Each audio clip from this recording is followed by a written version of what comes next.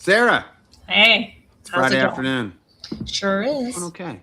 Yeah, You we're know what getting. that means? It means the AfterLiv. Yes, it is. Um, yeah, this is kind of at random times, more or less, because it kind of depends on how our day sets up. And Sara and I have a Friday meeting every Friday, hence the name Friday Meeting. Yeah. And then try and get this in either the beginning or the end. And our schedules move around a little bit, but the whole idea is that we get together and chat about the week's episode. Um, how about this week? How cool was that? It was very cool. It's so nice. Noor is like so complimentary. She's obviously used to speaking like at she's what marketing or brand awareness type of thing. So she's used to speaking and she's always just so poised and positive. And it's just so nice to hear her say those kinds of things about Livco and her experience. I always love it. Yeah, it was. And for anyone who hasn't seen it, so Noor Boyle works for James Hardy, and we did her massive remodel in Second Story Edition in Western Springs, I think 4 or so years ago now, for she and her husband Yeah. and 3 kids. Well, 2 kids at the time she was pregnant. Mhm. So, understandably could be a really dramatic experience or traumatic experience, just Sometimes. in the nature of going through that kind of project and all the choices and all the major work and time that goes into it. But Mhm. yeah, she was really excited to hop on and kind of talk about her experience, and she was not paid. Like, that was I literally, it know. was like the I know. nicest stuff. It was so great, and that's really what we strive for, is even when the project's over, even that close, that you're excited to move in and then maybe have us over for a glass of wine, and Yeah. then years later still want to chat with us about it and how exciting the space still is for you, and as the kids grow throughout, and see how you experience the space differently over the holidays and all that. It's just really cool. I thought it was Yeah. beautiful. It was great. It was great, and she went through every single aspect of the process. Through the discoveries you might not have planned for during construction, through the design process, through the ups and downs of the funk chart. Like, she really touched on all of that stuff, and it was so great. And I didn't even bring it up. She brought it up because for whatever reason, I didn't fully remember. National, regional, and Mhm. local Design awards design, nearing. Remodeler of the Year awards. So Yeah. pretty significant, well deserved. It's a very cool project, and um, they leaned in on it. I think she said fall forward. She's like, we fell Yes. forward, right? Yes. Yes. And after interviewing 12 different companies, some contractors, some architects, some design build, Hmm. um, she was a testament to the power of the 30-minute video call with Dave. And How good did that feel, Dave? it felt pretty good, right? I mean, a lot of people think I'm crazy for doing it, but the whole idea is not necessarily to sell you a project, because I don't know what it is yet. It Right. takes time and energy and a team to figure it out. And so that's why we start with kind of the first step, of spending a lot of time and energy up front to understand our clients, understand their needs, understand how they live, have the house speak to us. Like Right. in Treehouse Masters, he goes, and what is the tree saying? So it's a lot of work that goes into figuring out what the project is going to be, and more often than not, it's not what the homeowner is first expecting or thinking about, right? That's why they come to us. They're like, I don't know, what can we Yeah. do here? Well, I mean, I even remember the early designs because they had that. I mean, it was a one-story ranch, and was it 3 bedrooms? But Yep. when we knew we were going to be adding a second floor naturally, just with like the constrictions on their lot and things like that, we really didn't want to try expanding too much. So naturally we wanted to stack the stair to the second floor over the basement stair, and we came up with Hmm. a decent plan, right? It was like working.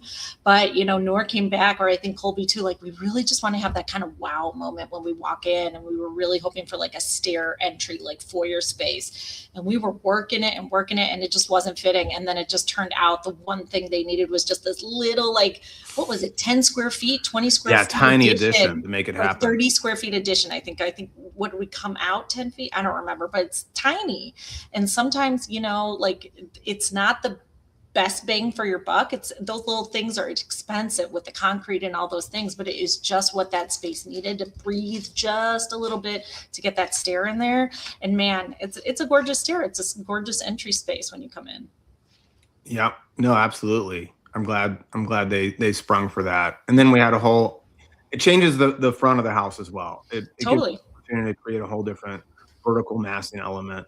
And it also solved like another problem with and I don't remember if you touched on, I know you kind of touched on it in the call, but they have such an interesting address where it's like a corner lot, but the back of their house's faces a cul-de-sac, and that's actually where their address number is. So when like delivery drivers can't find their house at all, but like this new little addition that is right on the front, it really calls out like, hey, here's the front door. So everybody could find it again. And that wasn't even something that they were necessarily worried about at the beginning of the process, but it was just like, okay, we love solving two problems with one design solution. That's one of your favorite things. Absolutely. Yeah. And then we talked about it a little bit, but we also did her mother's house in Hinsdale. Yeah. Which was vastly different in the fact that it was a townhome. Mm-hmm. So there's not a whole lot we can do to the exterior without a lot of approval. Zero.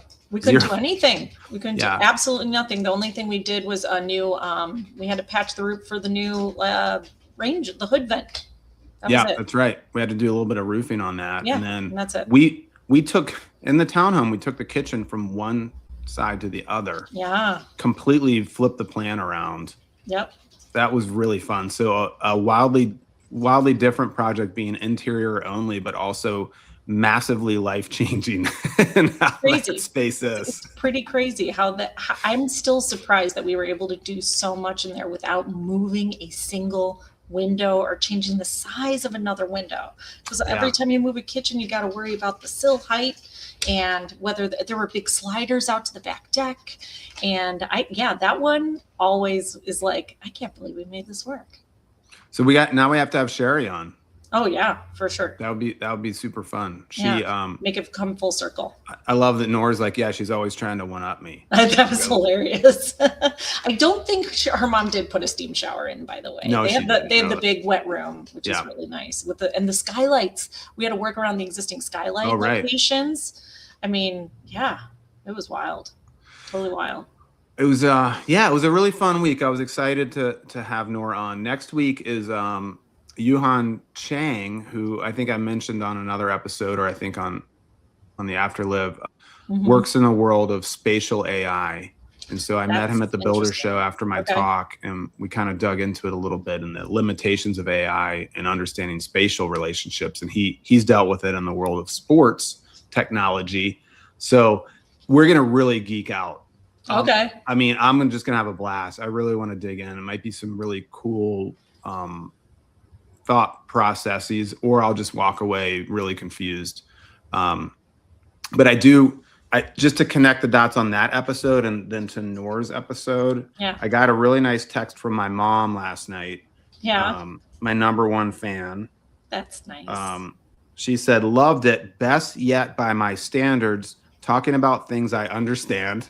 Oh, that's important. Which will not be next week. Okay. And fun that she was so impressed with what you did and how you did it. And the relationship between the architect, builder, and client, and the value of your model. Exclamation point. You should use some of her comments in your ads. 3 exclamation points. And she was charming also and believable. So charming. It was charming.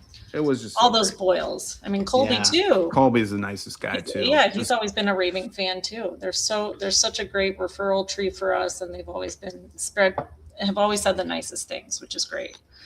I love it. It's fun keeping the Live Love family alive, and it's a huge reminder that holy cow, we need to do a client appreciation party again. It's been too long. Oh my gosh, yeah. Get everybody together to talk. That was good. Talk horror stories and how we overcame them for the better.